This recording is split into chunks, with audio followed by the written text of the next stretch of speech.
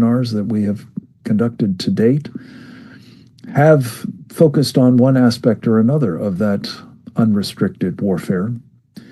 What we are going to be addressing today, in the context of some very real-time developments, is whether there's a new phase about to open up at the hands of the CCP. Among the new developments are that the Chinese Communist Party just announced that it was going to restrict dramatically exports of rare earth minerals, as they're known, to this country. We depend upon them critically for all manner of things, particularly commercial applications, but even military ones. And especially as one looks to future applications, notably, again, in connection with artificial intelligence and big data centers and the like, as we will hear from one of our colleagues shortly. This is very much a problem if we do not have access to such minerals, which the Chinese have assiduously, as part of their larger strategy for global domination, been corralling, cornering the market, if you will, and otherwise making available as they see fit to others. They cut off the Japanese some years back on precisely this line, and it's extraordinary that we still find ourselves dependent upon them for this portfolio of materials that have so many important applications. Another development is that the President of the United States has responded to that throwdown by canceling a meeting that he was going to have on the margins of the APEC conference coming up shortly. The president says that he has long suspected that the Chinese were, quote, lying in wait, unquote. And he has now been proven right. What exactly that means in terms of his further response is to be determined, I suppose. We hope that the substance of this particular program will both inform his decisions about how to proceed and catalyze a public demand for an action that I think can be described in a single word as a war footing, because we are at war. The unrestricted kind, for sure. The people's war kind, which the Chinese announced in May of 2019, a whole of society, total war, as they call it, and now possibly, in the very imminent future, a shooting war as well. To kick things off, I'm delighted to have one of our Committee on the Present Danger China members, a very valued contributor to this particular coalition and much else, in her role as the president of a terrific organization based in Los Angeles, California, the American Freedom Alliance. She brings to the role in this coalition's efforts of a woman who made an outsized contribution during the Cold War to the U.S. Navy's anti-submarine warfare technologies and capabilities. We will always be deeply grateful to Karen Sigeman for that work, as well as what she is doing at the American Freedom Alliance. Karen, we're very happy to have you with us. You have impressed upon many of us in the course of previous presentations and a roadshow that you organized last year, an interesting insight into the situation we find ourselves in with respect to this warfare that's being waged against us. I hope you might touch on that in your remarks, to which you will be turning now, if you will, please. Thank you so much, Frank. It's always an honor to be part of this august group fighting this war that we seem to be finding ourselves in. Yes, as you mentioned, we did a roadshow last year, World War III, which we also called World War G, denoting how the Chinese Communist Party has played, again, your word, outsized role in the conflicts that we find ourselves globally. And we did one in Los Angeles, and we did 5 across the country. And in comparing that, the World War III, World War Z, to what, as you had noted, I had come up during the Cold War, one of the things that shocked me in comparison was during the Cold War, we were all very aware that we were in a Cold War. It was a bipolar world. There was no question that there were 2 sides to this. Whatever you believed was the right side, we knew we were in a Cold War. And it struck me so profoundly that as real and as profound and concerning as the current situation we find ourselves in with the Chinese Communist Party, there was this deep awareness. And what had come to me at that time was an analog. We have all heard the expression, if a tree falls in the woods and there's nobody there to hear it, does it still make a sound? And it struck me that there's an analogous query that one might pose, which is, if you're in a war and nobody will acknowledge it, can you still lose? And whenever I say this, people sort of gasp, because there is a recognition that all of that is true. So I want to just break that down into the 3 parts. If you're in a war, are we in a war? Absolutely, we're in a war. The Chinese Communist Party declared war against us. It is unrestricted, which means it includes everything up to and including kinetic. It can be things that are virtually invisible, but also profoundly pernicious. They literally declared a people's war on us. They have been on a war footing. So that part, absolutely, we are in a war, no question about it. Will nobody acknowledge it? Well, this group here acknowledges it, and those who follow Committee on the Present Danger of China acknowledges it. But for the most part, people won't. Now, is that just blind ignorance? I would say it's absolute, deliberate ensuring of a lack of knowledge on this topic. When you think about the effects that the Chinese Communist Party has had, again, deeply pernicious, they've invaded our media, our news, our education system. All anybody knows, kids today, all they learn about China is there was some kerfuffle some decades ago, and that all was very bad. But at this point, they have slightly fewer freedoms than we do, but that's not really that important. They don't learn about the evils of communism. They don't learn about all the incredibly dangerous, destructive, anti-human activities of the Chinese Communist Party within their own country and elsewhere. They don't know the relationship between the Chinese Communist Party and what they themselves are experiencing on a daily basis, just to mention fentanyl, TikTok, and a handful of others. So there's this deliberate concealment of the enemy. Then I would also add a complicity of a lot in our government as well. Trevor Loudon speaks about this, the enemies within. Again, deliberate concealment. Why is nobody talking about it? Because it is an issue that is there's silence deliberately imposed on that topic. Then the third part, can you still lose? And I think that's the major reason that we're here today. We have been losing in large part. War doesn't look the same now as it had in the past necessarily. You can still lose your country without a shot being fired. We have lost so many of our freedoms, so much of what we used to take for granted, again, without a shot being fired. What we're talking about today are those incursions. There's a whole long list, and everything the Committee on the Present Danger of China has been discussing week after week is part of exactly that war. They are well poised right now to have it go kinetic. I keep being reminded of the Trojan horse, where Troy was protected by a wall and gates, and the Romans built a horse to breach, to go into the city and invade. There's been no need for any such construction to have occurred. They are inside our walls, in large part at our invitation, at other times through various means of deception, in our universities, again, in our media, in our farmland.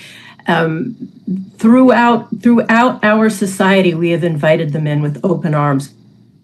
It's a shocking state of affairs. And as Frank noted, they have been on a war footing. We have not. We barely even acknowledge it. So I so value the work that the committee does. I'm horrified that this work has to be done. I'm horrified at the topics that will be covered today, but they must be covered, they must be addressed, we must be made aware of the threats that we are facing so that we can best get on our own war footing and address this situation. Thank you. Karen, thank you so much. It's not often that I get to correct a Mensa society member on anything, but I did want to just give credit where it's due. It's beware of Greeks bearing gifts, not yes. Romans. It was the Greeks who brought the Trojans the gift of their horse. The Greeks. With, of course, devastating effect. But you couldn't be more right about the analogy, Karen, and thank you for bringing that to the party. I wanted to introduce our next guest, a man who frequently contributes to these programs, though on occasion not live, as is the case today. His name is Sam Faddis, Charles Sam Faddis. He is a former career undercover operative, a spy of the Central Intelligence Agency with some very, very profoundly important insights, not only from his work in the field, but also at headquarters in Langley, where he was responsible for trying to protect our country against weapons of mass destruction, terrorism, and has some important insights into what that looks like.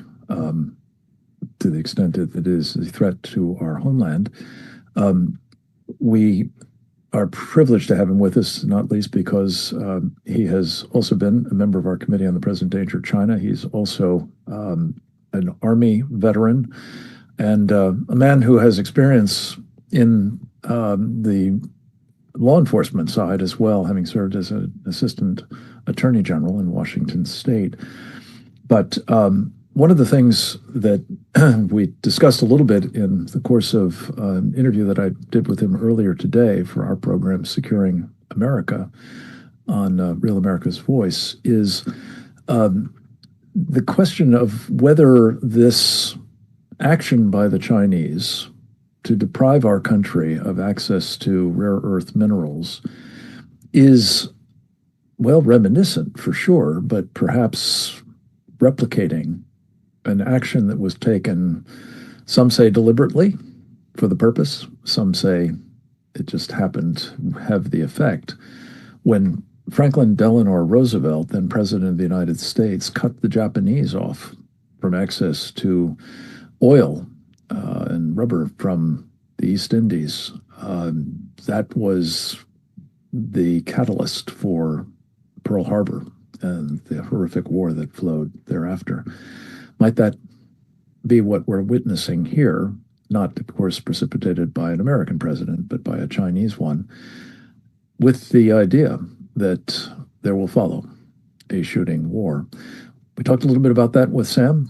We've got an edited version of a longer interview. I commend the entire thing to you. It was fascinating. But here's a taste of it and a relevant clip for today's topic. In regard to this Chinese threat, the threat within, the threat to take action on our soil, I would say we are way down the road and we are in grave danger. One of the things that I have to confess has always mystified me from the days of sitting as a chief of station, in an embassy, in the Emergency Action Committee, considering a threat, is we go from ignoring the threat to what I'll call wringing our hands about the threat, whatever that threat is. And then it seems we rarely get to the part where we acknowledge there's a threat and we better do something about it, like right now. Not, in other words, we watch and we document and things percolate and they get worse and worse.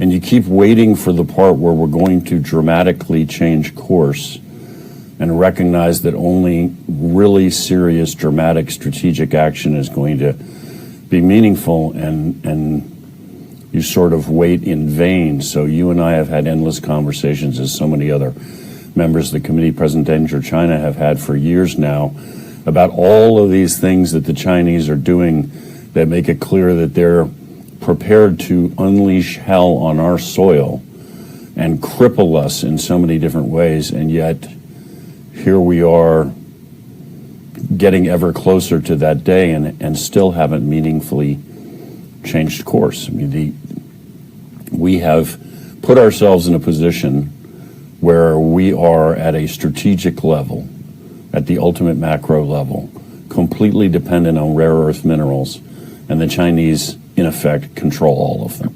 It's not quite literally true, but functionally it is true. They control such a dominant share of these things that without them, we can't do anything. So from our military to our industry to everything in our society, and good Lord, we're every day building a new data center and talking about AI, and this is the cutting edge of everything.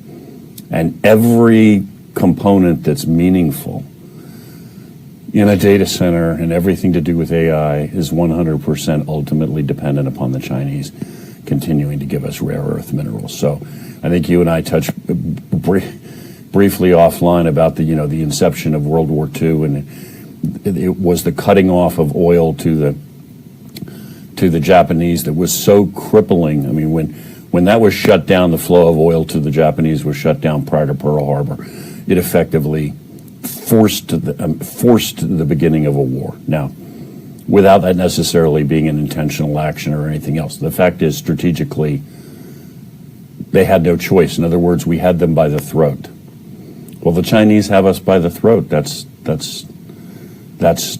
where we are right now, and they've effectively started this war. And then, of course, against the backdrop of that, we have the fact that our entire grid is filled with components that we know they've built backdoors into, kill switches into, Lord knows how many other such kill switches there are built into everything. We have no idea how many military-age Chinese males on our soil with what intention. We could go down this list almost forever. The FBI's been saying for years, the Chinese are prepared to effectively shut down our entire critical infrastructure. So now they can destroy our economy, turn off the lights, turn off the water, unleash, we have no idea how many sabotage teams. We could go on with this forever. I mean, they are poised to do this and may in fact have just begun. They may have fired the first shot. They may indeed. Thank you, Sam. There's a lot to unpack there, and we will do some of it in the next hour or so. Turning with group's permission, and most folks are on live, which I'm very grateful for. I did want to further set the stage for this conversation with a short clip from another of our contributors via video, an interview that I did with Gordon G. Chang earlier in the week that's very much relevant to setting the stage for the deep dive we'll do on some of the things that Sam talked about. Gordon, of course, is a senior distinguished fellow at the Gatestone Institute, a columnist for Newsweek, and the author most recently of Plan Red, China's project to destroy America. Let's go to the video with Gordon, please. Yeah, we're in an existential fight. The Chinese understand that. We do not. In May 2019, People's Daily carried a landmark editorial that declared a people's war, as you point out. In March of 2023, PLA Daily, which is the main propaganda organ of the Chinese military, defined people's war as total war. The Chinese didn't need that definition. They knew that, but they were telling us. And of course, they have the doctrine of unrestricted warfare, which comes from the title of that 1999 book by two Chinese Air Force colonels. In short, the Communist Party believes it is in an existential struggle with us. And it's not because of anything that we say or do, Frank, but it's because of who we are. An insecure regime in Beijing is worried about the inspirational impact of our values and form of governance on the Chinese people. So we will never have amicable relations with China as long as the Communist Party rules it. And although we are the far stronger society when you look at the metrics, we have not been defending ourselves. So we can lose our country. And in fact, when you see the lack of political will in administrations from one president to another, the threat is real. We know that there are Chinese networks of operatives, soldiers, and others in this country. They've been studying our patterns. They've been looking for our vulnerabilities. They're just waiting for the go order. And we have been oblivious.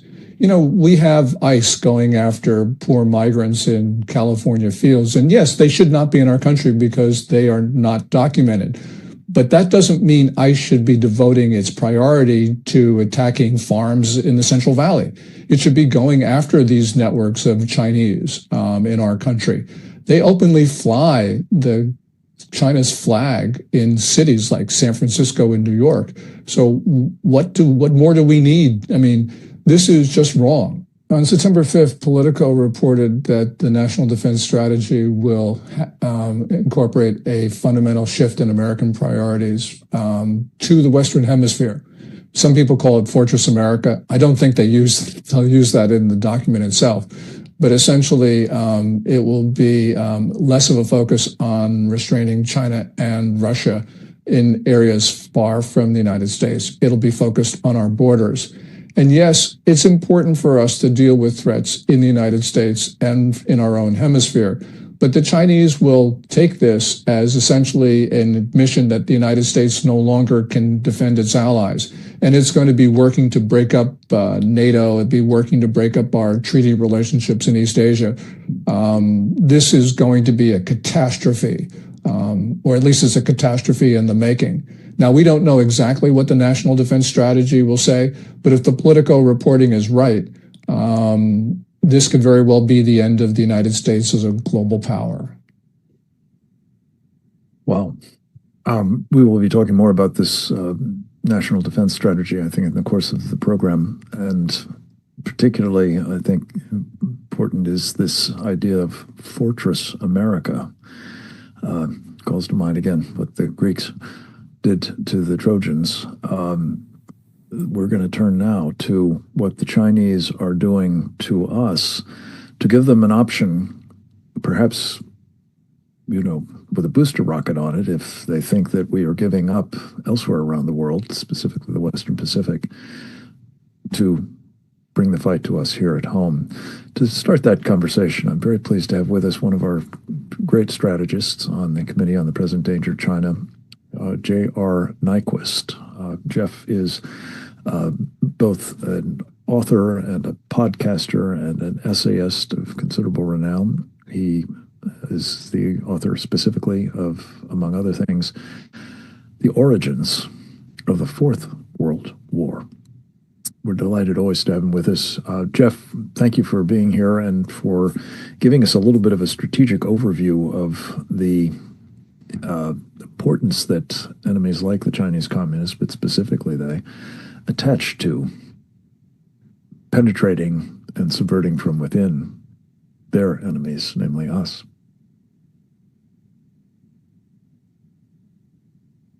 Yep, I think you're muted, Jeff. I'm sorry. There you go. 2 mute buttons.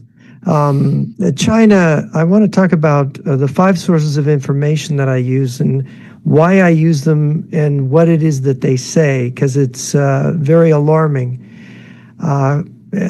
China, according to these sources, China began planning a future war against the United States in a period late 1991, early 92, when the Chinese and Russian intelligence and military leaders had a series of secret meetings to agree on a strategic concept.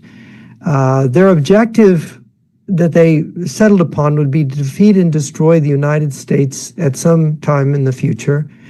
With the occupation of North America, China would get the lower 48 states and Russia would get Alaska and parts of Canada. The method involved in would be exploiting the West's belief that the Cold War was over in 91, that we didn't have to build nuclear weapons anymore, that we were going to disarm in this belief. So the Russian and Chinese preparations for a future war would be done in secret. Now, these preparations would center on the infiltration of the Western Hemisphere, particularly focused on Mexico and Canada, but in all the countries of Latin America and even the Caribbean. And the preparations would aim at the subversion of the U.S. in various ways. And we've heard about the two Chinese colonels, plus preparation for a surprise attack on a weakened United States, followed by a stealth/infiltration invasion. Now, the sources I cite are the secret speech of Chiao Chen, and I was able to speak with one of the translators of that speech at the Pentagon, a colonel, who told me about how they were able to prove the authenticity of the speech.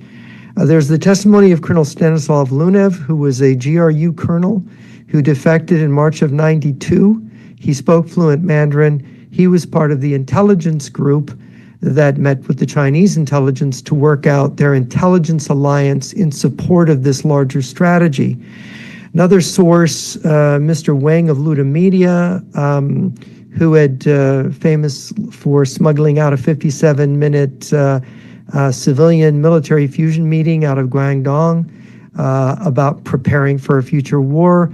Mr. Wang's sources, he may be fed false information by some of his sources, but it's amazing how many of his older sources agree with the Chiao Chen speech and with Colonel Luna's testimony about a plan ultimately for a war against the United States and a surprise attack. Then there's information out of Canada, the Sidewinder report of 1997, which now is declassified in Canada. I spoke to people there about it when I was there a year ago. This report talks about the infiltration of Canada, the taking over of Canada's political system in order to use Canada as a passageway into America's flank, to attack America in the flank. You've got sources out of Mexico, not only Scott Gulbranson, but there's other ones, about China's infiltration of Mexico, which is quite extensive. And Gulbranson had done investigative work back 24 years ago, his book, The Silent Invasion. My conclusion about this is that these 5 sources of information point to a future surprise attack followed by a stealth invasion of the United States along the lines of the German invasion of Norway in 1940. This is what Colonel Lunev underscored, that you can't attack the United States successfully if the United States is warned in advance that you're coming. You also have to have a nuclear surprise attack against the American Navy. There was recently a lecture given by a United States Air Force Brigadier General in California about how the Chinese forces are preparing for exactly a surprise attack, literally a Pearl Harbor style attack on the U.S. Navy. And we see this in the satellite photos of the giant test range in Western China, where they have mock-ups of U.S. aircraft carriers and destroyers on rail lines that are moving targets that they use for their anti-ship missiles. The Chinese are preparing very seriously for a naval war in which missiles are used to destroy American ships. According to Lunev, also, the operation ultimately depends on an initial surprise attack, but also infiltration of the U.S., infiltrators, and we've seen this across the American border with a lot of Chinese, an increase of Chinese nationals, men of military age, illegally crossing the border. And Scott Gulbranson wrote extensively about the smuggling of weapons into Mexico and then on into the United States, secret weapons caches, which is something Lunev also testified before Congress on, how secret weapons caches were part of this. So all this gives us a kind of picture. Also, we have, discussion of biological and nuclear weapons being smuggled into the country, and the use of drones, which Mr. Wang talked about more than a year ago, that China was preparing drones to smuggle into the U.S. to use in the same way that the Ukrainians used drones to attack the Russian Strategic Air Force some weeks ago. So that's basically the overview. Fantastic. Jeff, thank you so much. As always, your corporate memory is invaluable in these kinds of conversations. We're going to turn next to a woman who has distinguished herself as, I think, I call her a binational treasure. She hails from Canada, but she has been devoting much of her professional life to raising awareness on the part of Americans about the threat we face from the Chinese Communist Party in a part of, well, our country that is mostly considered to be something else. A lot of water, for one thing, in the Central Pacific, but some critically important strategic islands that Americans have actually fought and died to keep out of the hands of our enemies, or wrest, more to the point, from, in the case of World War II, following FDR's actions, from the Imperial Japanese. Her name is Cleo Pascal. She is a senior non-resident fellow at the Foundation for Defense of Democracies and a great ally in all of these efforts and friend of mine personally, as well as I think the rest of our team.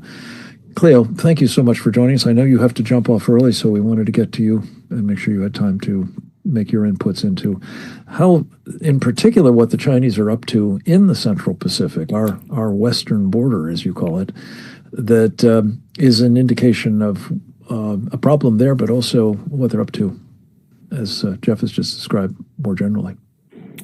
Thank you very much for having me and for covering this this part of the United States. I think Oleg has a map. I'd like to talk about what the United States actually is geographically. And sometimes Americans don't realize how much of the United States there actually is. So in order to do that, it helps to see on a map. So this is a map of everything that's in that kind of turquoisey color. That's the United States of America. These are the obviously, and it's showing the exclusive economic zone. So the way that works is if you have an island or a coastline, you can claim up to 200 nautical miles off of that coastline. So this shows not just the land of the United States, but the exclusive economic zones of the United States. And you can see how much of the Pacific is actually the United States of America, with Americans living there. The northernmost part of the United States is in Alaska, and the southernmost part of the United States is in American Samoa. The easternmost part is U.S. Virgin Islands, and the westernmost part is in the Marianas, Guam and the Northern Mariana Islands. And these are Americans just as much as somebody living in Chicago. But often they're not thought about, and especially I think what we're going to see, a lot of us are holding our breath about the national defense strategy, as Mr. Chang was talking about, was how the definition of homeland will be defined, and whether it really will just be the lower 48 or whether it will be all of these other locations, which in some cases, as you said, Mr. Gaffney, a lot of Americans died for. Guam became part of the U.S. as part of the Spanish-American War. The Northern Mariana Islands, which is they're separate U.S. territories, even though they're kind of contiguous. The Northern Mariana Islands, that's the Battle of Saipan, the Battle of Tinian. A lot of Marines were coming up on the 250th anniversary of the Marine Corps. A lot of Marines died there so that they would be in a position to strike Japan. I think we've kind of got the map now, Oleg, if you want. So what I'm concerned about is I think that those locations, especially CNMI, the Commonwealth of Northern Mariana Islands, which is where Saipan and Tinian are, I think that's the most penetrated part of the U.S. by the Chinese Communist Party. They studied in great detail World War II, much more so, I think, than many of our strategists. There's a great paper written by Toshio Shihara about how the PLA studied both the Japanese and the American sides of the battles in World War II. And when you see the Chinese going into very specific islands, a lot of the places that they try to secure right off the bat are places that were strategically highly important during World War II. So in the Solomon Islands, like Guadalcanal, when they flipped the Solomons from Taiwan to China in 2019, the first place they went after was Tulagi, which was the first place that the Japanese went after. They went after it through political warfare, but the outcome of having control over that strategic location would have been the same, and without really raising our flags. In the context of the Commonwealth of Northern Mariana Islands, it's about 50,000 people live there. As I said, I think it's one of the most penetrated parts of the U.S. You had a Chinese casino that set up there when it first started operating in the end of 2014. In the first 3 months of operations, $5.3 billion of Chinese money flowed through that casino and effectively became part of the U.S. financial system. There's, of course, babies. Chinese are giving birth to babies. The woman that ran the Bureau of Motor Vehicles was convicted of selling U.S. driver's licenses specifically to Chinese. It was about $1,700 for a U.S. driver's license, if you want to know.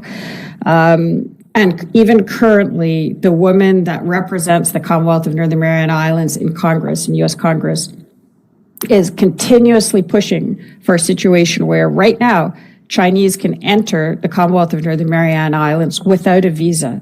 It's the only part of the U.S. where Chinese can come in without a visa. They're not supposed to leave the Commonwealth of Northern Mariana Islands, but they are in fairly high numbers illegally taking the 60-mile boat ride to Guam, where they've been found on the U.S. military bases in Guam. So if you're talking about infiltrating a force in a highly strategic location in order to be able to disable U.S. capabilities from the inside, that's already in play. And of course, in any Taiwan contingency, both Guam and the Commonwealth of Northern Mariana Islands are a big problem for China. So, of course, they would try to identify and disable critical nodes within both CNMI and Guam, and they've had a free run of it. Like I mentioned, Chinese still can come into the Commonwealth of Northern Mariana Islands with no visa. They fill out an online form, and that's it. And that's something that the woman who represents them in Congress has been pushing for, and she's also pushing for a reinstatement of Annex 6 of the U.S.-China Transportation Agreement, which would allow unlimited direct flights between mainland China and the Commonwealth of Northern Mariana Islands and Guam. And because, of course, the Chinese have control over the customs on their side and potentially have bought up key people on the U.S. side, that would be that would give them the ability to flow all sorts of stuff directly into Guam and CNMI apart from people. And we've seen the compromising of critical infrastructure via Volt Typhoon as well. So this is one of the U.S.'s most strategic locations. A lot of Americans died there. When the CNMI joined the United States of America, this is the newest part of America, became part of the U.S. in 1986. The agreement that was made between the people of the Northern Marianas and the U.S. was such a document of trust from the people of the Northern Marianas that the U.S. would take them in as Americans, that the agreement is called the Covenant.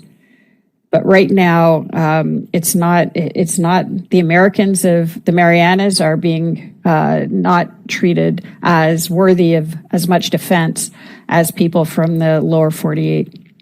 And it's gotten to the point where the person who is the face of, so this area, CNMI, Guam, as well as the three countries of Palau, Federated States of Micronesia, and Marshall Islands, which were also strategically crucial during World War II. These are the battles of Peleliu, for example, Kwaj.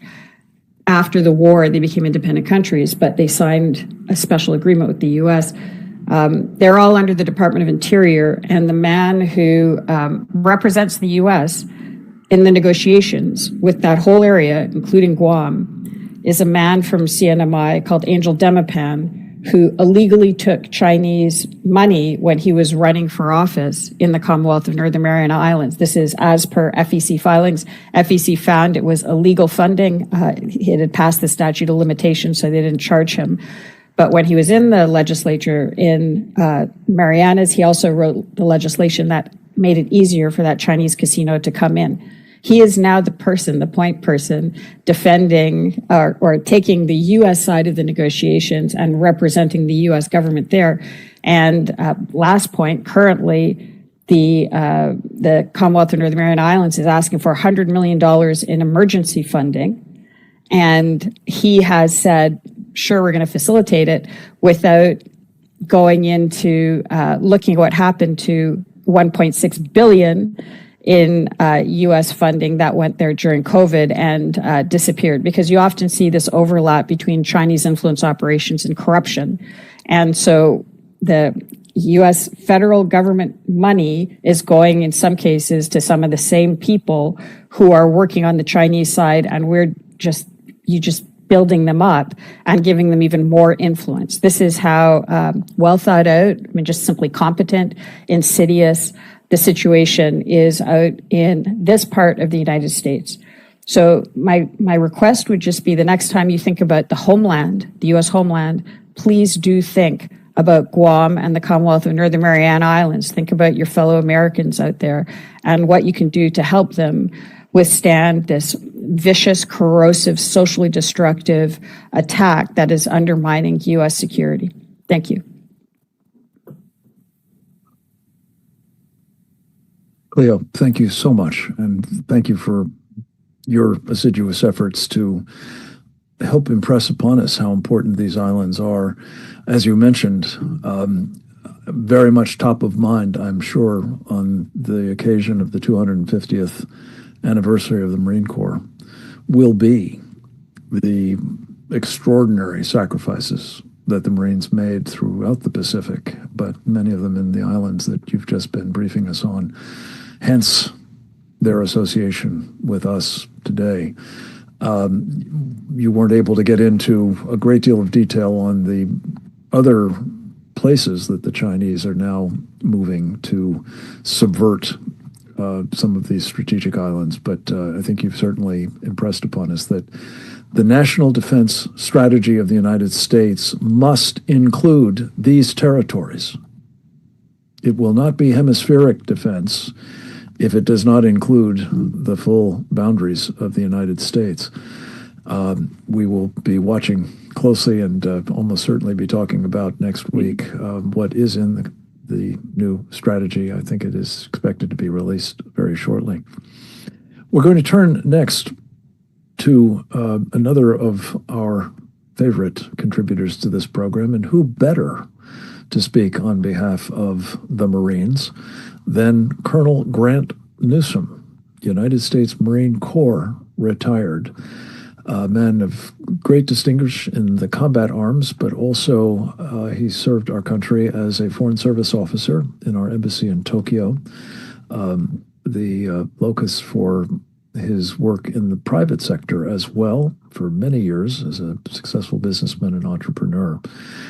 Grant is an important contributor both to the work of our Committee on the Present Danger of China as well as to the understanding of our population through his publications in various outlets, including Epoch Times and American Greatness, I believe, and also his best-selling book, When China Attacks, A Warning to America. Colonel Newsom, thank you once again for standing the midnight watch here for us from your forward deployed location. We're anxious to get your thoughts on this problem of the Chinese preparations, it would appear, for war, not just out in your neck of the woods, but here at home as well. Sure. Thanks very much, Frank. I'll be glad to, on behalf of the entire Marine Corps, deliver the bad news here. When you think about war, think about a fight, one thing you'd like to do is you ask yourself, well, what would I most like the enemy to do and what would I least like him to do. When it comes to China looking at the United States, they see that we are doing what they would most like them to do. And one of the things you want your enemy to do is to allow you to set up freely behind his lines. And if your luck is really good, to set up in your home territory. And that's what we've allowed them to do. The Chinese see the entire United States as an operating platform for the Chinese military, Chinese intelligence services. Just for purposes of offensive operations, sabotage, the Chinese farmland that is owned in all over the United States, very useful platforms. Marijuana farms, they dominate in states like Maine, Oklahoma, and California and other places, and they're all over the place. Chinese businesses, good operating platforms. Chinese are in our ports. And lately it's been reported that Chinese truckers are now getting into the U.S. transportation network. And that allows you to move your people, your hardware, anywhere you want just on a moment's notice. Also, you wanted to make it to be easy to put your people in place. And we have certainly done that. When the Chinese have been operating police stations in the United States for a long time without the FBI having notice of it until quite recently, that shows you probably got a problem. Additionally, the friendship associations, the Chinese diaspora, there's no problem for the Chinese security services and military to place their people in the United States, and they've taken full advantage of it. Moving hardware into your target country, into the U.S., that's easy. With Chinese shipping containers by air as well, there's effectively very little chance of the Chinese getting caught if they move something in, particularly via sea. So what is it that we would expect on day one of a fight, or before, most likely? You can actually see that it's not hard to figure out. You don't even have to be sort of a military person. Well, you're going to see armed drones going down the flight lines at U.S. military air bases, taking out our fighters, bombers, refuelers, you name it. Chinese in U.S. ports, well, the U.S. Navy is going to get hit just enough so that the ships can't move.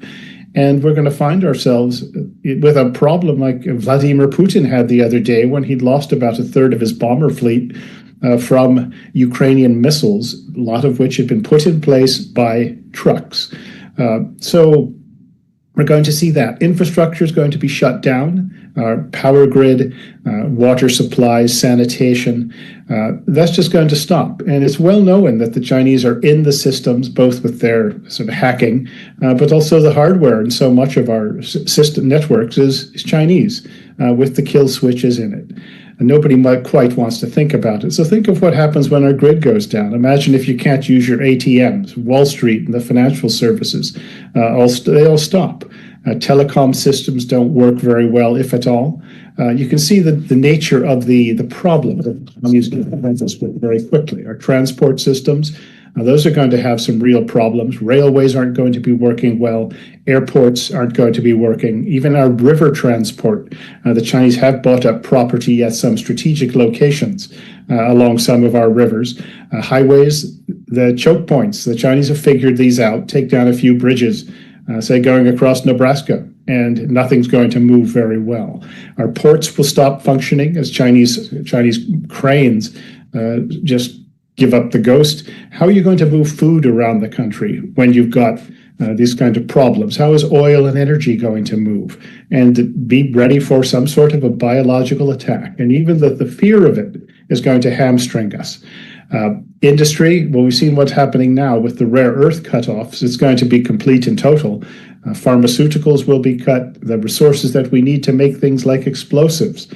For the military, well, the Chinese aren't going to supply that. Expect a financial hit to take place as China dumps its U.S. holdings in U.S. treasuries. You're going to see terror incidents all over the place. That will be either Chinese special forces or Iranian, Venezuelan, the gangs, the Mexican gangs, etc., pro-Palestinian groups. The anti-war movement developing very, very quickly. Like instantly, that calls on America to stop and to also say that it's America's fault. And in all of this, the Chinese can say, well, we didn't do any of this. There's going to be an aspect of plausible deniability. here. And so normally in these sorts of talks that I would always try to say, well, what should we do? But that's another seminar. I mean, the problems are so bad that this is what we need to somehow wake people up. And this reminds one of the 2010s, when it was impossible. You were not allowed to say that the Chinese military threat was such and such, and that it was intended to harm us. You couldn't even say that. And then finally, people sort of woke up. But we wasted a good decade instead of preparing and getting ready and getting our own house in order. And that's about where we are now when it comes to the homeland threat. We've wasted a good 10 years. And now we have, the very last minute, are sort of figuring this out. But I don't see any evidence that we have the sense of urgency to deal with it.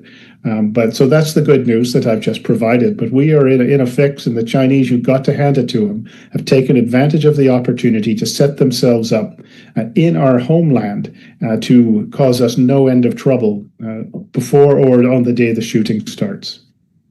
Thanks very much. Colonel Newsom, thank you. You've gone through the batting order that I very much hope we would present to our audience. Any one of these problems, truthfully, would be a very serious challenge. If the Chinese Communist Party, which has assiduously put into place all of them, decides that it wishes to activate them, the effect would be catastrophic, I think it is fair to say. The question of what do we do to try to counter this is one that I asked our colleague and friend Trevor Loudon, another member of the Committee on the Present Danger China, to address. His specialty is the enemy within.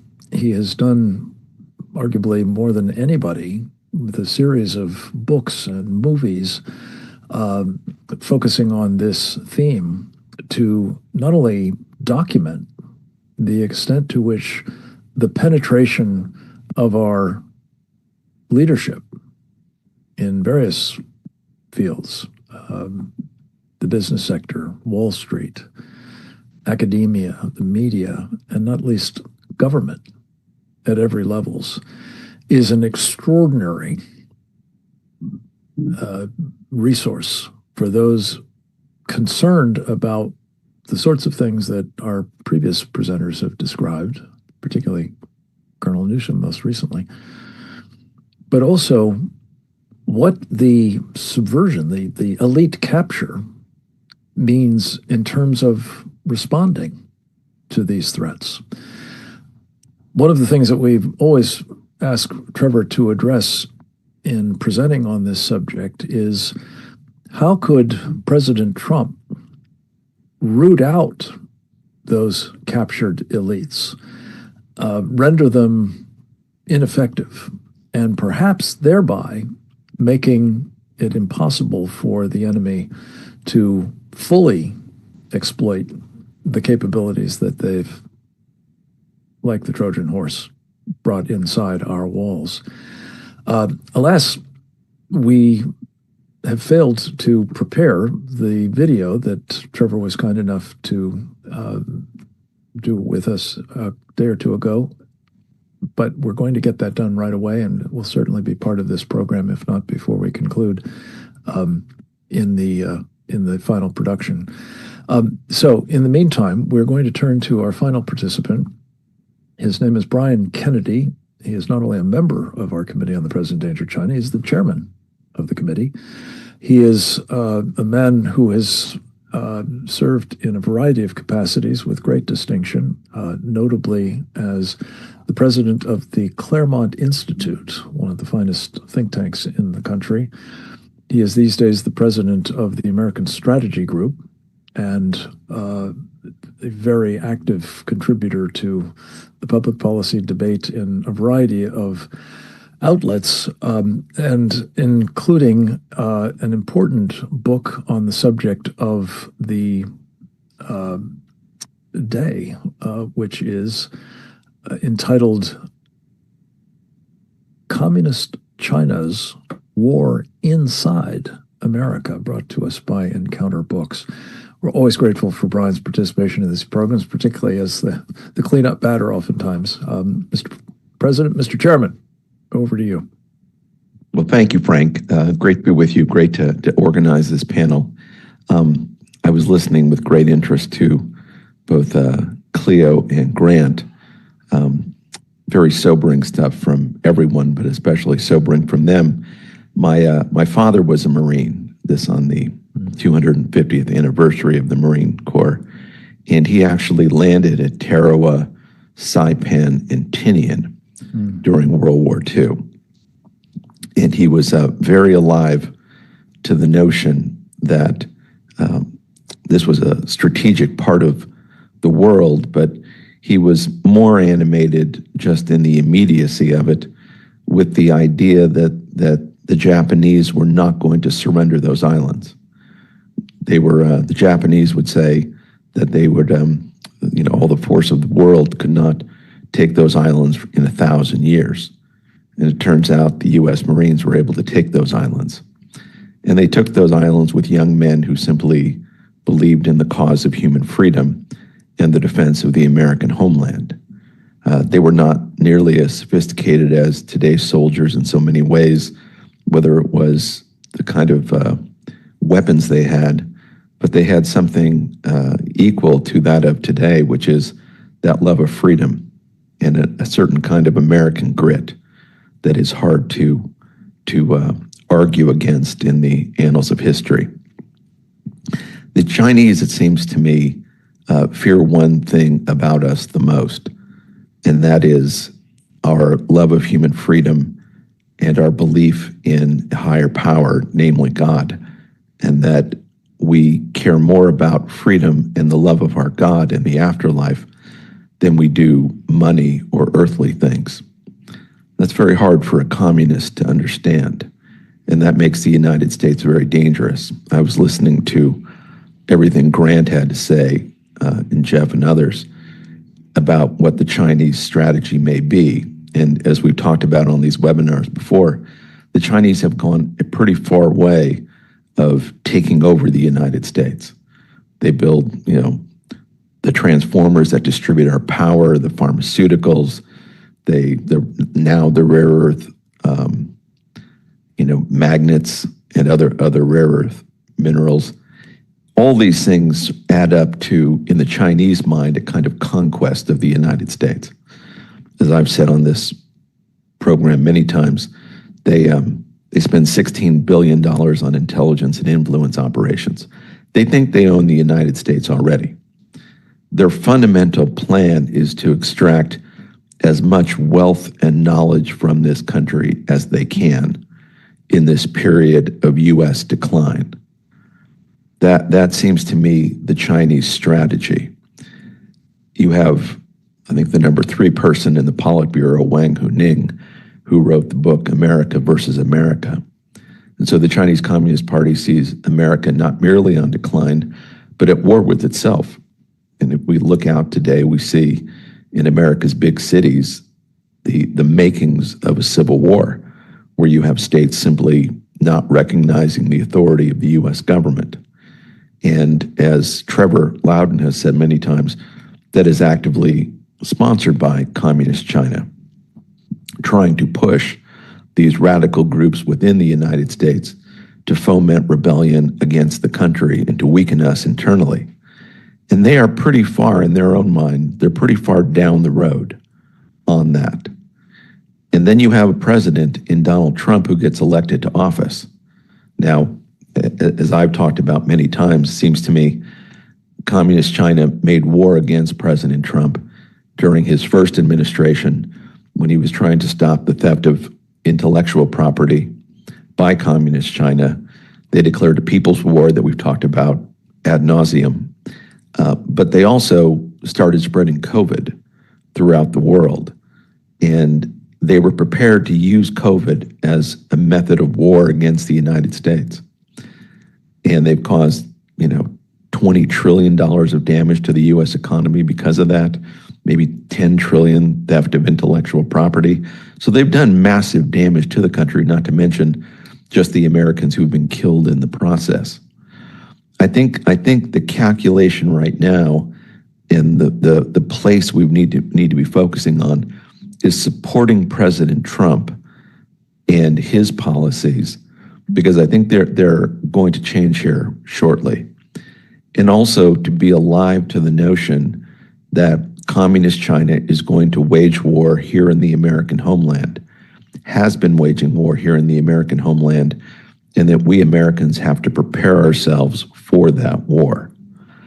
They may have imported 200,000 men of military age, special forces, during Joe Biden's administration. Okay, well, we're still 330 million Americans, and we're Americans who believe in human freedom. If they'd like to bring an army of 200,000, let's see who can win that fight. And Americans need to be prepared for that fight. Will there be terrorism? Quite likely. Will there be sabotage? Yes. Will there be a shutdown of the power grid? Yes, that is certainly possible.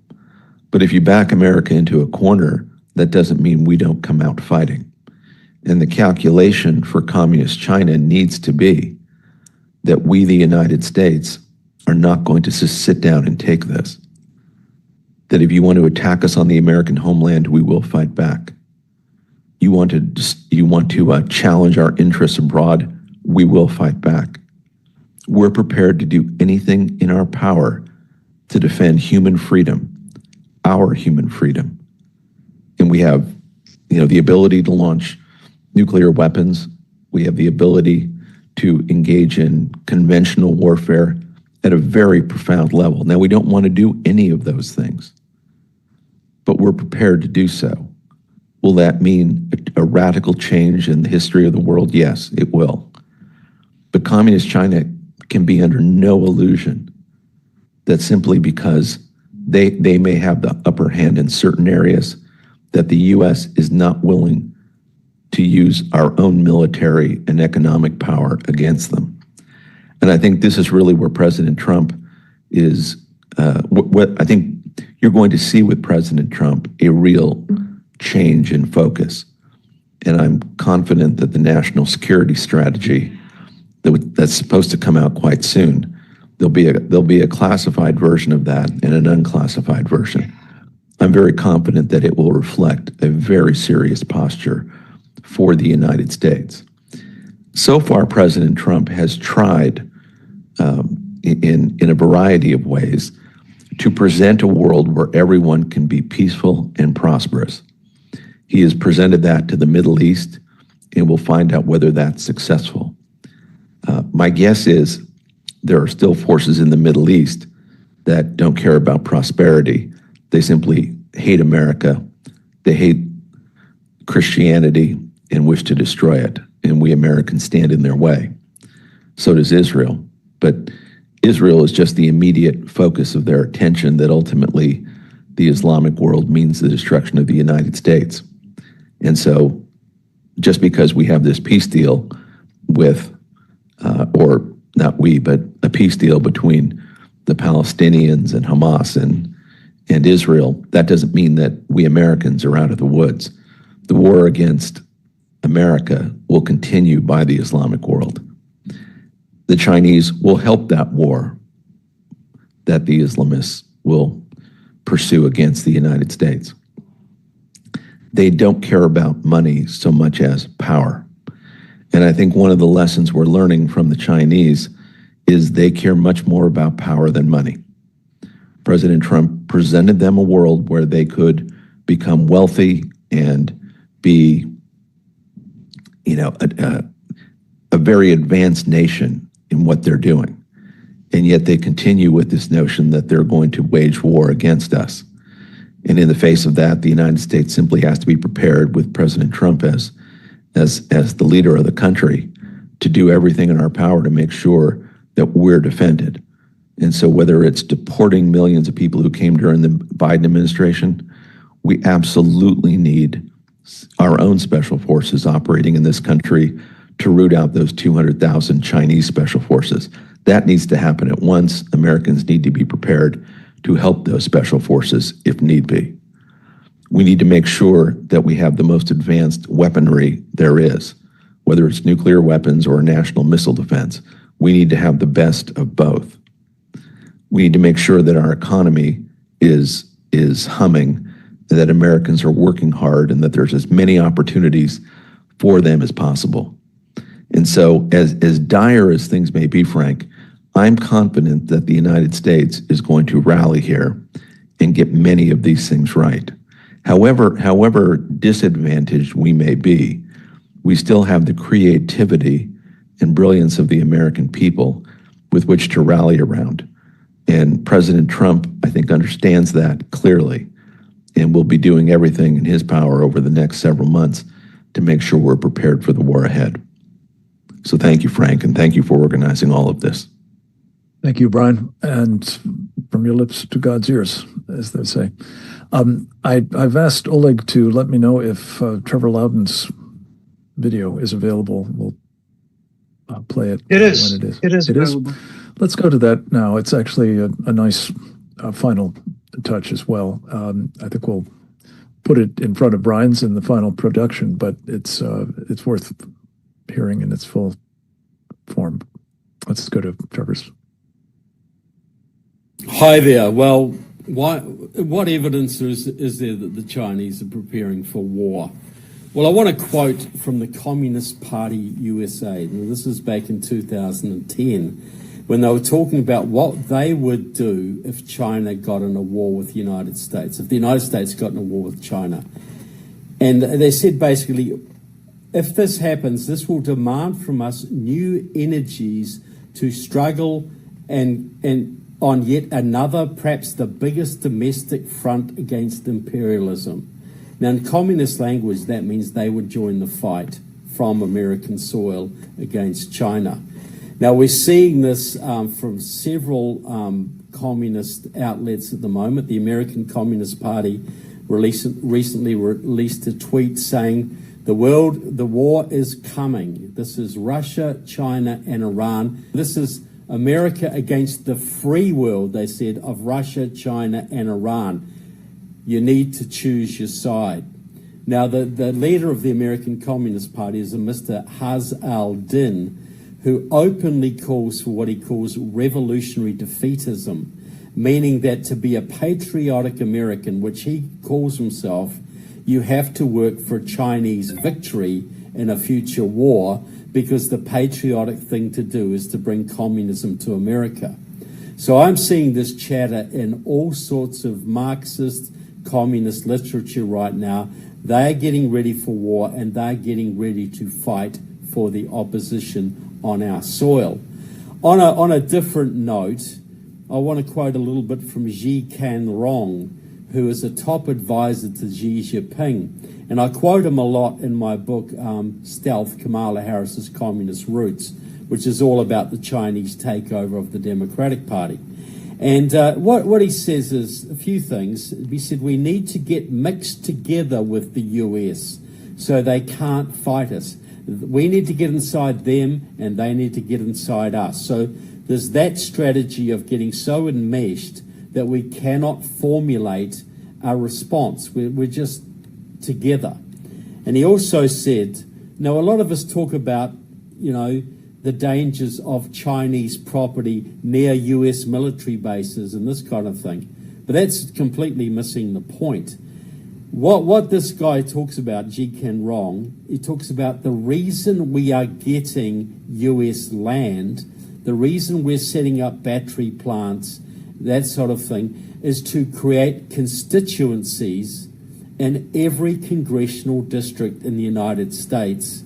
So if we have, say, 3,000 or 4,000 people employed in a congressional district in a car plant or a hemp farm or whatever, that local congressman is never going to criticize the CCP or the People's Republic of China, because too many of their people are dependent on CCP money and CCP salaries. So there's an actual political motive for bringing business into the United States. And he says the ultimate goal of this is to turn the US by controlling, this is what he openly states, to get control of every single one of America's 435 congressional districts. That's their plan, to turn the US into the second standing committee of the National People's Congress, to turn the US Congress into a subsidiary of the Chinese People's Congress. So we need to understand that everything the Chinese do is in preparation for war or conquest.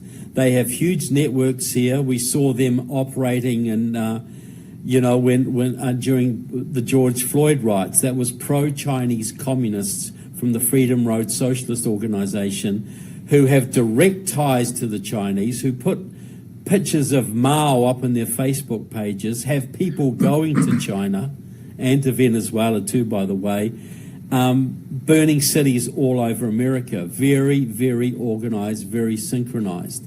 And they were the same people who tried to start the recent riots in Los Angeles. But Frank's asked me to address how we get rid of this, because our biggest problem is we have so much elite capture. So many of our elites are captured by the Chinese.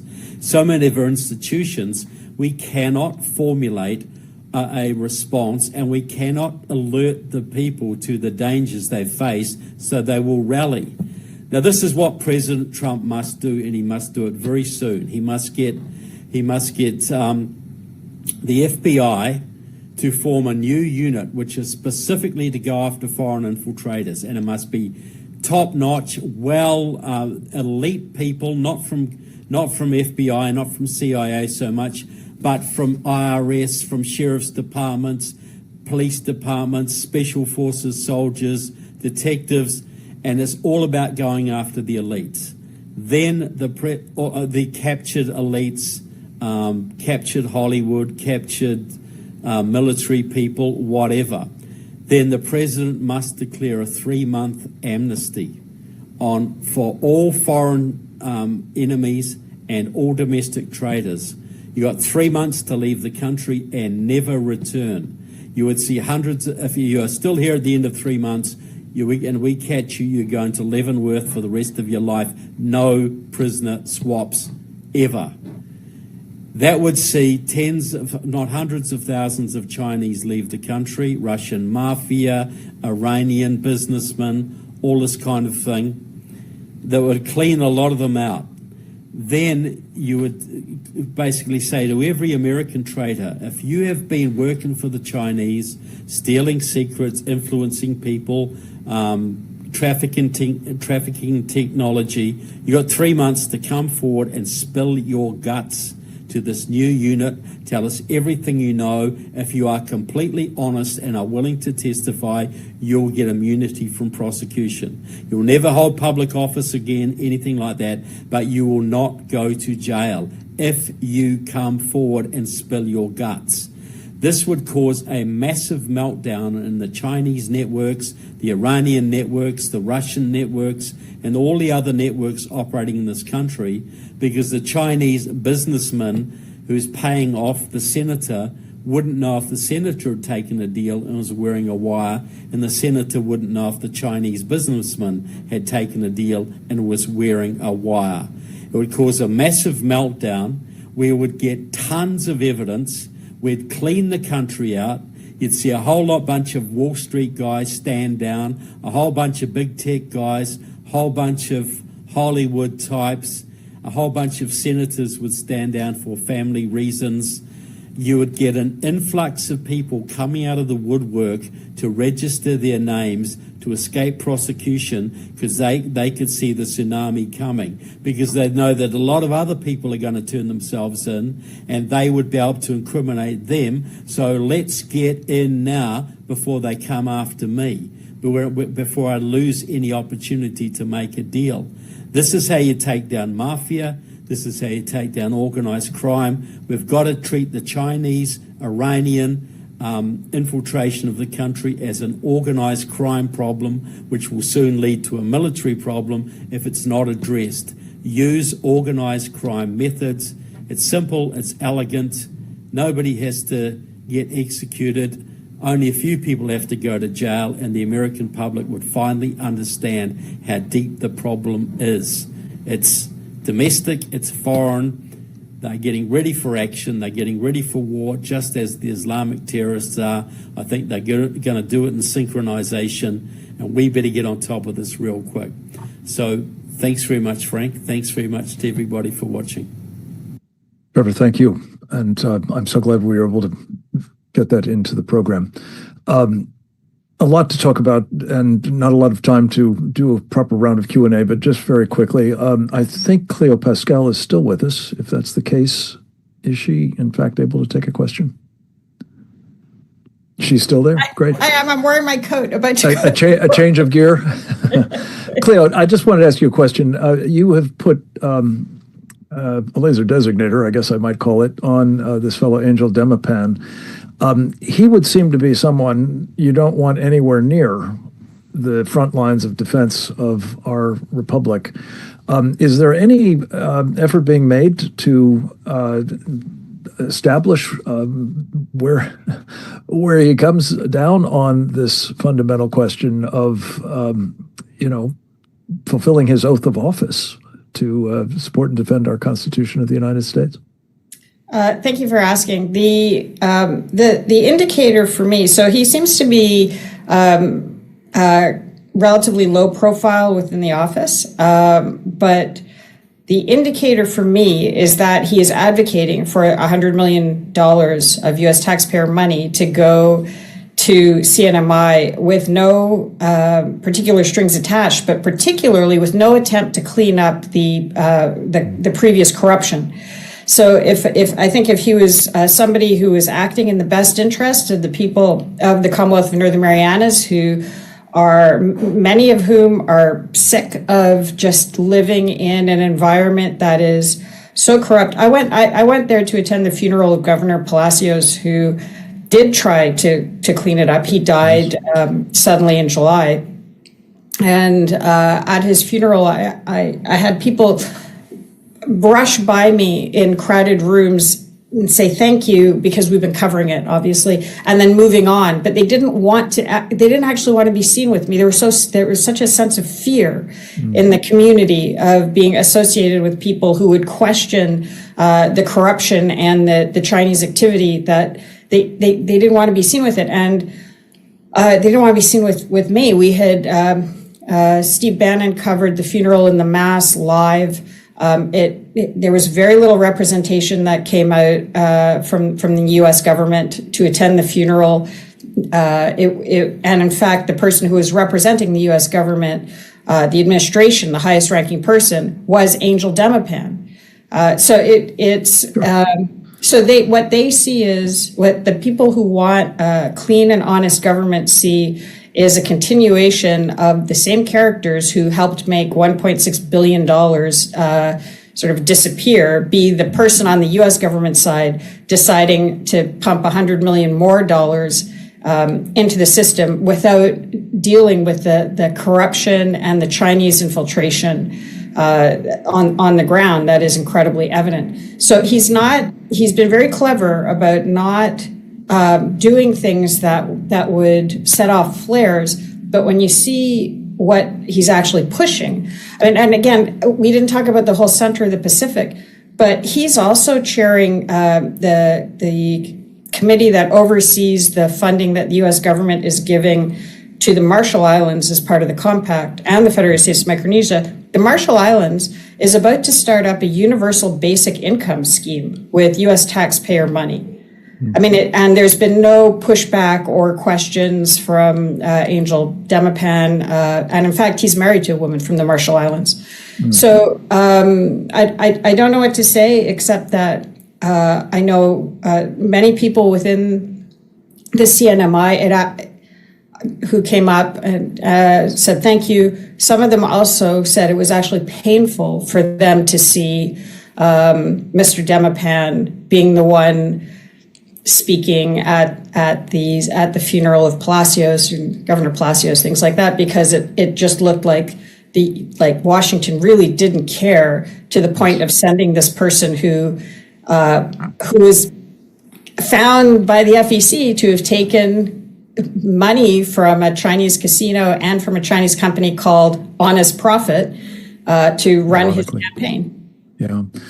Cleo, thank you so much. This is very helpful. I'm very hopeful that a splendid legislator by the name of Representative John Molinar, the chairman of the House Select Committee on the CCP, will take this on as an issue because it is of such strategic importance, as you say, and we need the minimum accountability, if not, a house cleaning at the Department of the Interior. Let me turn to Colonel Grant Newsom, if I may. Colonel, we're talking about this national defense strategy. You've obviously been in the military and understand it, the strategy, or at least the strategic imperatives, as well as anybody. What are your thoughts at this point, maybe from the perspective particularly of the Marines and their preparedness for dealing with the contingencies out in the neck of the woods you're in, but also how, given all that we've been talking about here, should that strategy speak to these issues of homeland security as well as national defense? Well, when it comes to the Marines, they gutted so much combat power with their new Force Design 2030 that was introduced in 2019 that I'm not sure exactly who they can fight. Missing a few amphibious ships as well to get around. The Marines can still fight, but they have not done themselves any favors. But that's really a sideshow.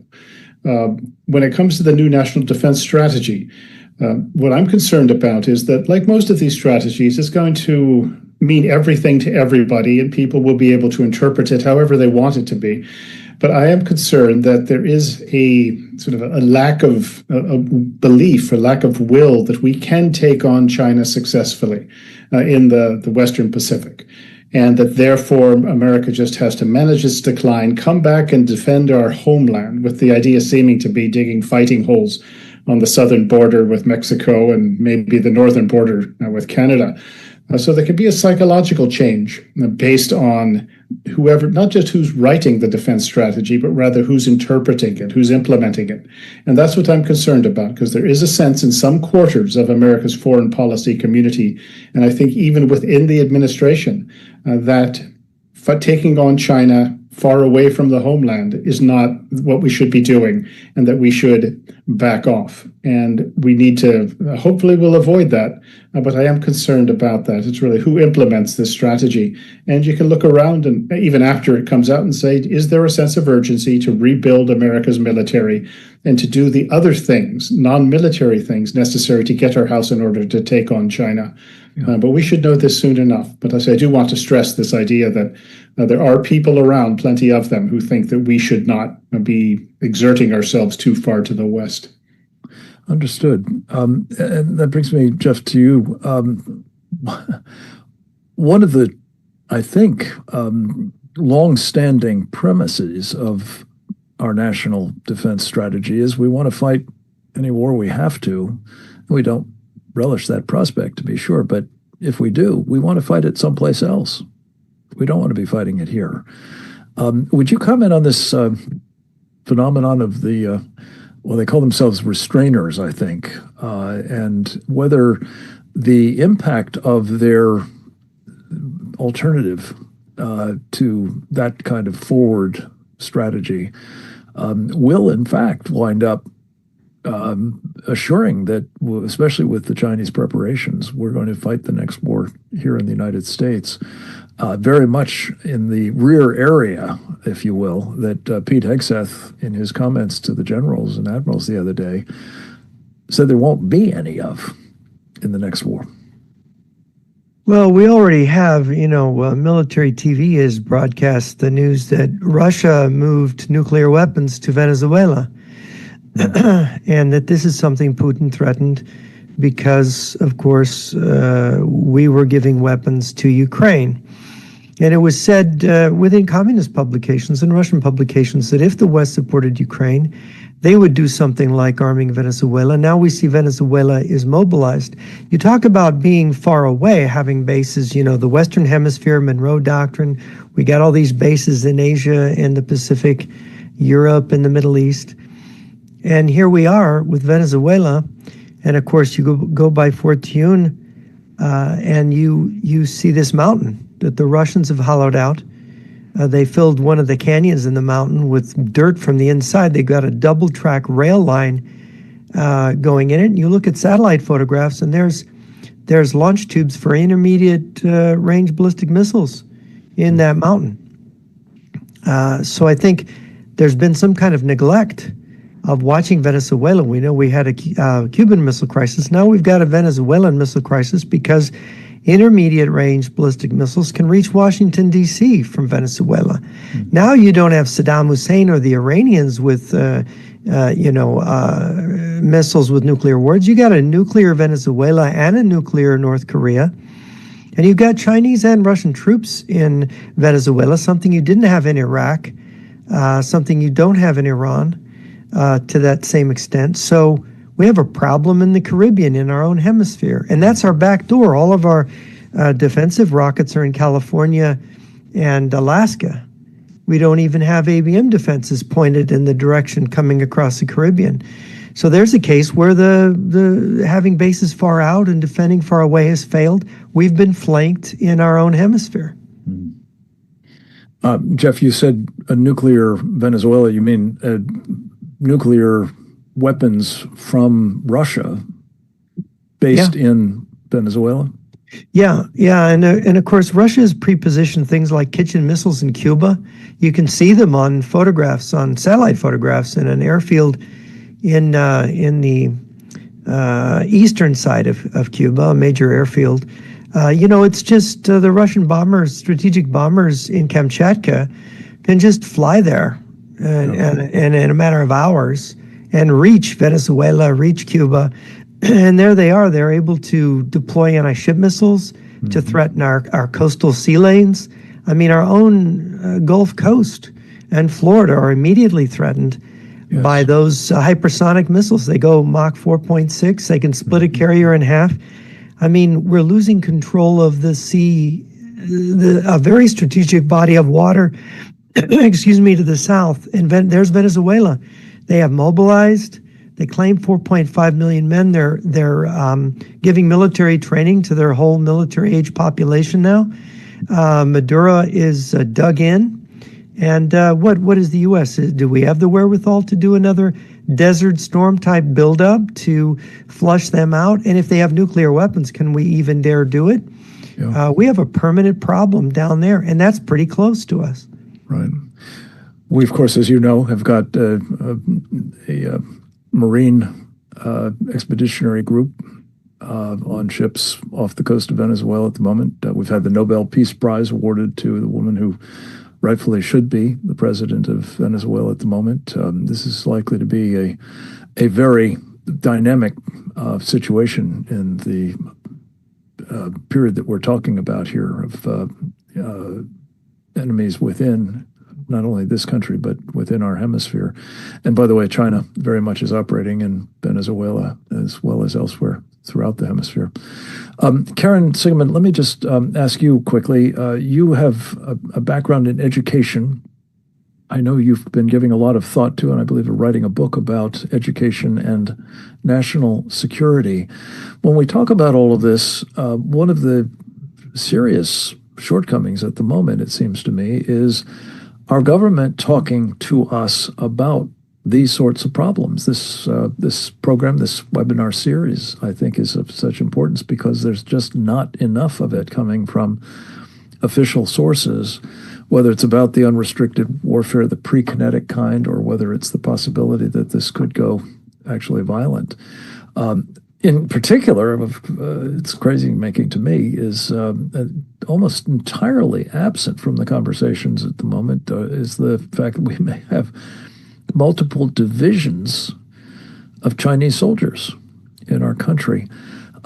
Would you talk about overcoming this problem, especially in the face of, the march through the institutions that has done so much damage to, popular support for our country, even teaching what it's about.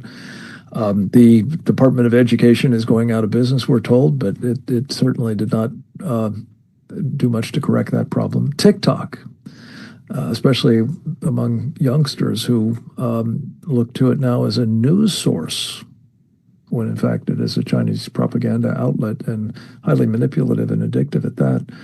And now, not least, the loss of Charlie Kirk who is making a heroic effort to try to correct all this. Your thoughts on education and what do we do to overcome these problems?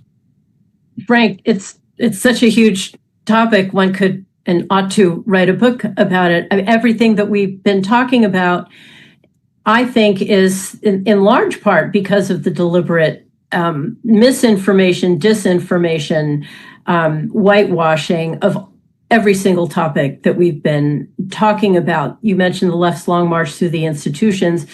They had a very long view of this. The idea was to penetrate all of our institutions, be it the media, banking, education, obviously, Hollywood.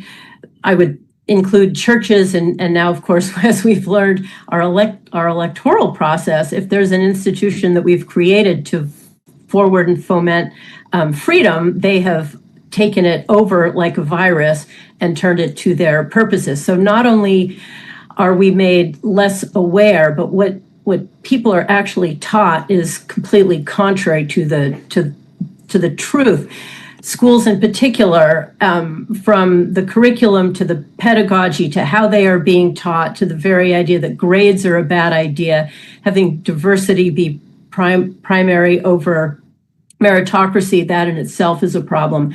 Not learning what communism is, in fact, learning not only that we ought to be concerned about it, but more shame of this country rather than pride in it. So there's just so many facets of how they are undermining us. They're undermining our gratitude and all the reasons we should be grateful for this nation. They're undermining why we should be concerned about communism. It is absolutely everywhere. The ignorance is stunning.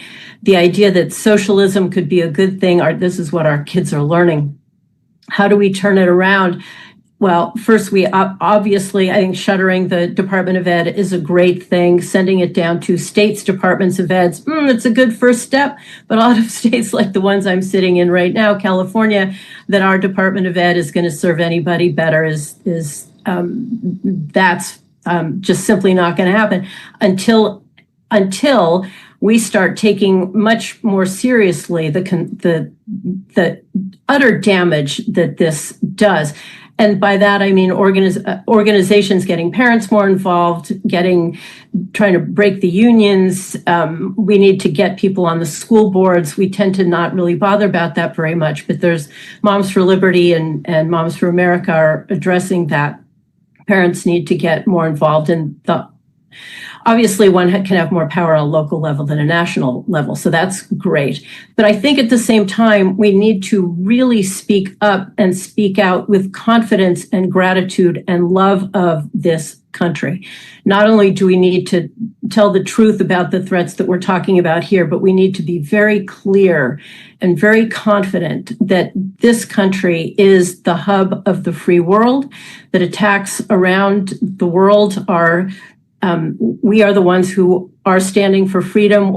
In the truth that President Trump released this morning about China, I think my favorite bit that stood out was when he talked about leaders of the free world and creating this paradigm of the world being like that, I think is very helpful. We're generally people we walk among, people are complaining about this country. We need to be very clear about why we're good, why we're great, why we're exceptional, why we need to be strong. And we need to have the confidence in that, even as we describe the horrors that are going on elsewhere and the damage that China can and does do here. Karen, thank you. A hopeful note is what we want to try to leave people with. And Brian, you sounded one in talking about changes that you thought would be forthcoming from the Trump administration. You're close to the president and his people. It's very encouraging that might be the case, especially in light of his response to Xi's deciding to constrict our access to rare earth minerals. Could you share with us either what you think might be the thrust of that revised policy or what it should be if you were advising on the matter? Yeah, thank you, Frank. Well, look, if we know anything about President Trump, it's that he's a commonsensical president. He'll want to know that he understands the common sense of where we are today when it comes to communist China. He gave them every opportunity to work peacefully on economic relations and to de-escalate anything that may be happening throughout the region so that we could all enjoy peace and prosperity.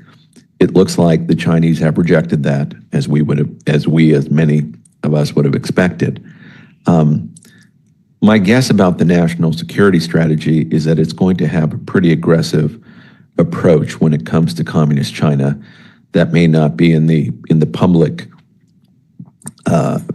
edition of this. I've not seen it, but I will tell you that the fact that the president wants to have a first-rate nuclear arsenal and a golden dome for the United States means that he's starting in the right place, which is what is the worst thing they can do to us and what is the worst thing we can do to them?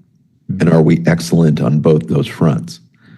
Then he understands that our electric grid is vulnerable from that kind of an attack. And so whether it's the top line, most devastating things to the infrastructure required in the United States or the projection of power of the United States, whether it's public or not, I think the president understands that we have to be very aggressive here, that we're not going to negotiate our way out of the problem we're in.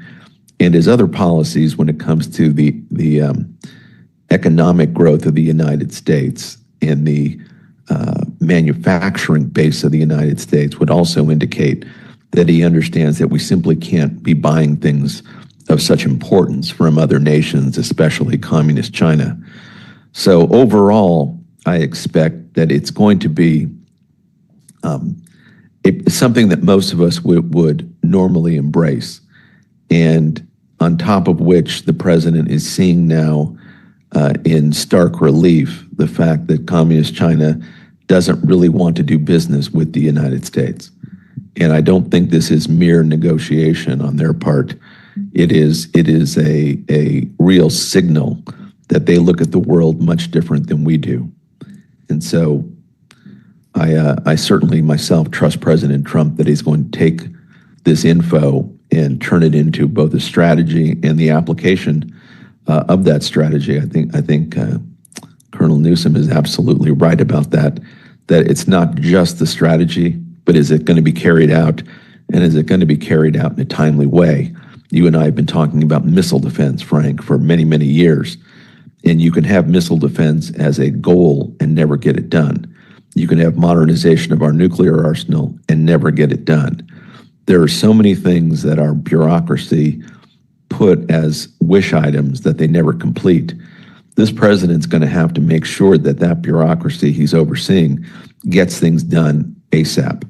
Amen. And I'm confident we're going to move in that direction with great speed. We very much will be monitoring all of this and reporting on it as best we can, as well as trying to make sure that it is maximized in terms of the impact on the trajectory we're currently on it. Right. Course correction is long overdue. If you take nothing else away from this program, I think that's pretty clear. Just 3 quick points of my own.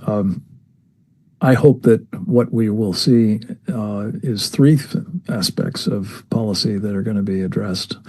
One is the country needs to be put on a war footing. As I said at the outset, we have gone for too long on this notion that it doesn't matter that the Chinese Communist Party has put their country on a war footing and taken advantage of our failure to do so here, perhaps to devastating effect. Secondly, we need to, as we were just discussing with Dr. Sigeman, get the American people clued up about these various formidable dangers here. The presence of hundreds of thousands of Chinese soldiers, for example, or soldiers and students for that matter, or other nationals who are engaged in or will be at the request or direction of the Chinese Communist Party, subversive activities or perhaps sabotage or espionage or intellectual property theft or maybe even assassinations, who knows. Crowdsourcing what I think of as situational awareness about those folks is more than just encouraging people to see something, say something. They need to know what to look for. They need to be encouraged, called upon. You know, the old Kennedy line, John F. Kennedy, ask not what you can do, what your country can do for you, but what you can do for your country. What you can do for your country is get smart on these sorts of problems and become engaged as part of a war footing to protect our country. Not taking matters into your own hands, but assessing the environment you're in and calling attention to any problems that you see to the appropriate authorities. And finally, I would suggest that what is urgently needed is a more symmetrical attitude towards the fundamental issue here. Just as we should be, allowing hundreds of thousands of Chinese students into our country when we have a handful there, just as we shouldn't be allowing them to be buying up our farmland when, of course, we couldn't possibly buy any land at all in proximity to military installations, no less, in China. These sorts of asymmetries are in desperate need of corrective action. But the most important of all is the Chinese Communist Party makes no secret of its determination to destroy our country, our government and constitutional republic, and as necessary, the country as well. We, at a minimum, must make it our policy to bring down the Chinese Communist Party, not by force of arms, presumably, but in league with our natural allies, the people of China, with whom I think we by and large have no grievance, and who, if anything, have an even more profound reason to want to get rid of the Communist Party than do we. They threaten us. They threaten us with mass destruction, as we've heard throughout the program. They've actually inflicted mass destruction on their own people. By some estimates, 100,000 of them, 100 million of them. And that doesn't take into account 400 to 500 million more that they actually boast of having murdered in the womb as part of their population control practices. That murderousness makes, I think, the people of China important allies, and we should be doing everything we can to help them liberate themselves from this regime that, as I say, has terribly brutalized them and threatens us as well. With that, we'll bring this particular edition of the program to a close. We've gone a little bit long. We appreciate very much your being with us, and we especially appreciate your help in disseminating this important video, and it's incredibly vital content to your friends, family members, colleagues, and others as they are in need of this. I'd like to say they have a need to know. I want to thank all of our speakers, as well as Oleg Atbashian, who makes these programs possible, and of course, to all of you for participating as well.